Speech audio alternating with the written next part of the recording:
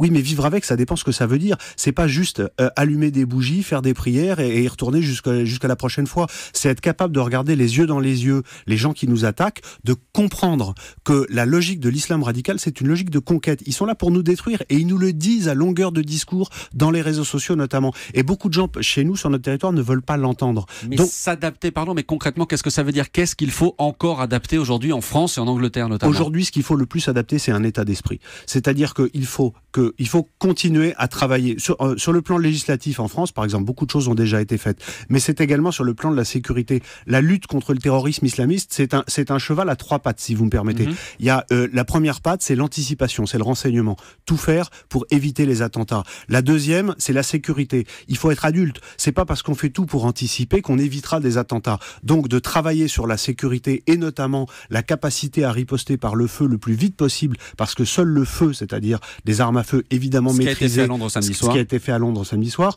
permet, le plus vite il y a une riposte, le moins il y a de morts. Et la troisième patte du cheval, si vous me permettez mon image, c'est une logique politique, c'est-à-dire combattre, mais combattre avec vraiment une détermination. Alors je sais que ce sont des mots, mais il faut aller plus loin que les mots, l'islamisme radical. Et il faut notamment oser dire que le salafisme, c'est l'antichambre du terrorisme. Et qu'il faut aller beaucoup plus loin et être beaucoup plus intransigeant avec les gens qui ne sont pas dans la violence, mais qui sont dans l'antichambre de cette violence.